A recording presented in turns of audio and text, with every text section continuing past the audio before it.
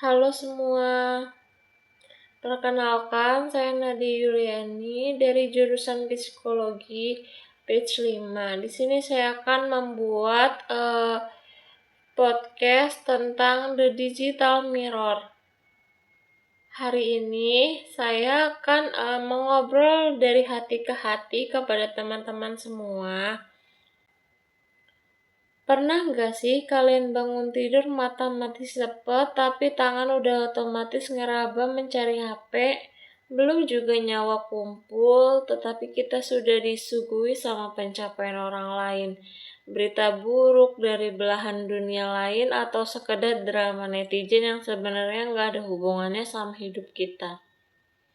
Tiba-tiba bad mood pagi, kita harusnya segar, jadi keruh, kita merasa tertinggal, merasa kurang, atau malah merasa marah. Hal ini kita bakal bahas kenapa cermin digital di tangan kita ini seringkali mendistorsi realita dan gimana caranya biar kita nggak gila di tengah gempuran algoritma. Kita seringkali memulai hari ini bukan dengan menarik napas dalam atau meminum segelas air, melainkan dengan menyalakan layar ponsel yang silau di tengah kegelapan kamar. Dalam hitungan detik, pikiran kita sudah dijajah oleh kehidupan orang lain yang mungkin sama sekali tidak kita kenal. Kita melihat hiburan mereka, pencapaian karir mereka, hingga piring sarapan mereka yang tampak sempurna tanpa celah. Tanpa sadar, kita sering menatap sebuah cermin digital yang tidak pernah jujur. Media sosial bukan lagi sekedar alat komunikasi.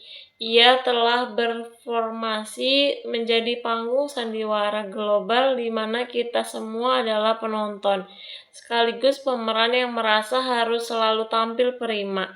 Namun, di balik filter estetika jiwa, perlahan merasa lelah, merasa kurang, merasa tertinggal.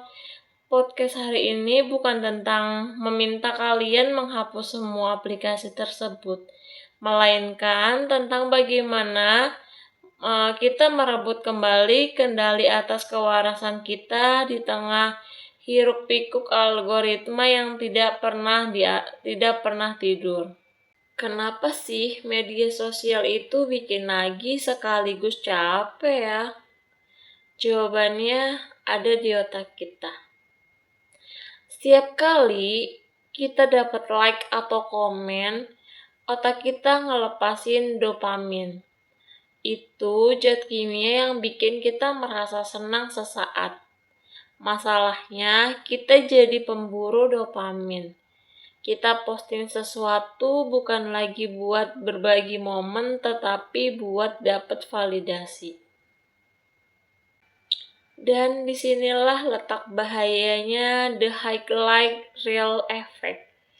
Kita sering lupa kalau apa yang kita lihat di layar itu adalah hasil akurasi.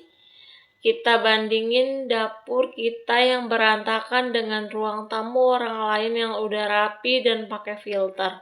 Secara psikologis, ini namanya overall social comparison. Kita terus-menerus melihat ke atas sampai lupa kalau tanah yang kita pijak sebenarnya udah cukup stabil.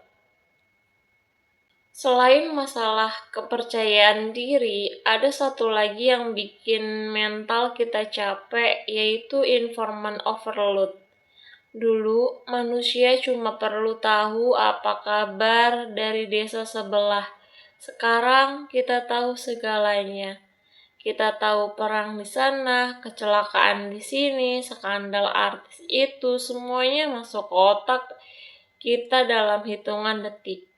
Fenomena ini sering disebut doom scrolling. Kita terus-menerus scroll berita buruk karena otak kita secara evolusi dirancang buat waspada sama bahaya.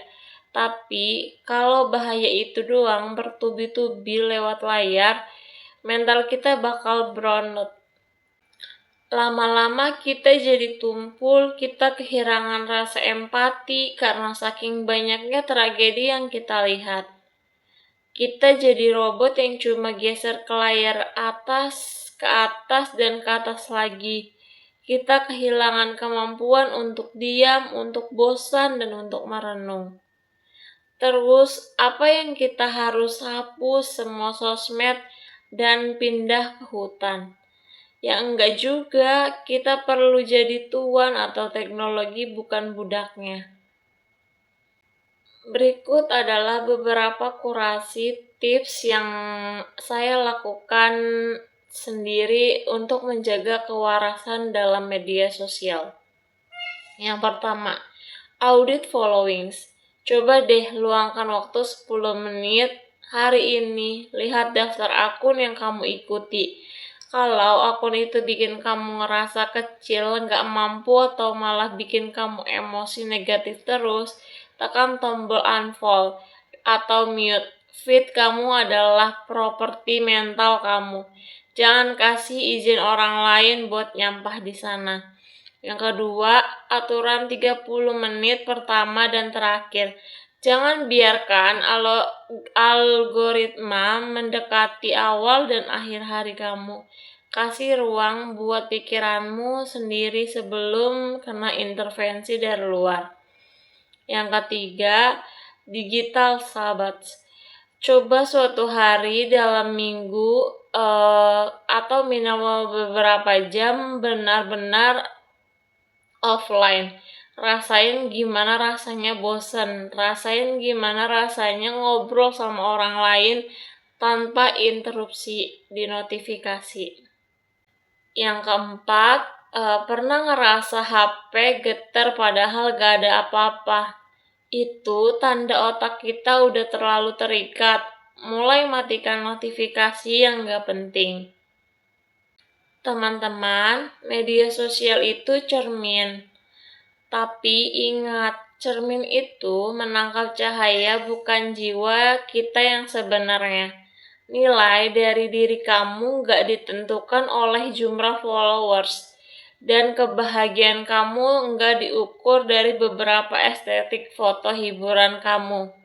Dunia nyata itu ada di depan mata kamu, di kopi yang kamu minum, di udara yang kamu hirup, dan di orang-orang yang beneran ada di samping kamu saat kamu susah.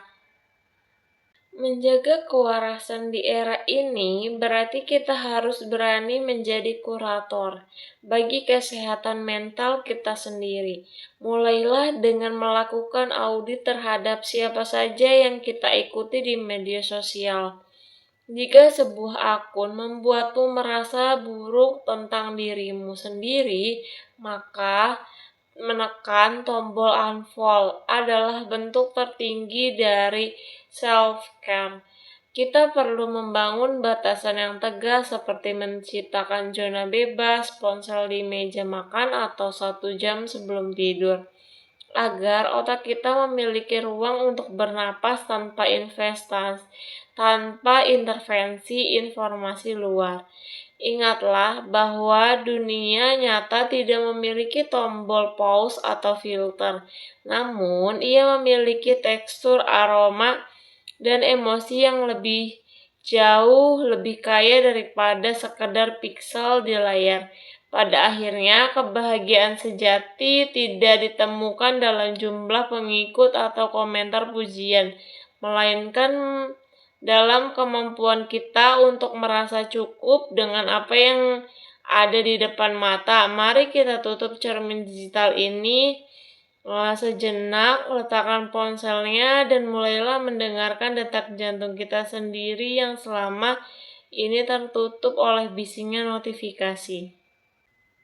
Makasih buat semuanya yang udah nemenin aku ngobrol di beberapa menit ini. Semoga setelah dengar ini kamu bisa menaruh HP kamu sebentar, tarik napas dalam-dalam, dan bilang ke diri sendiri, gue cukup dan hidup gue oke-oke aja.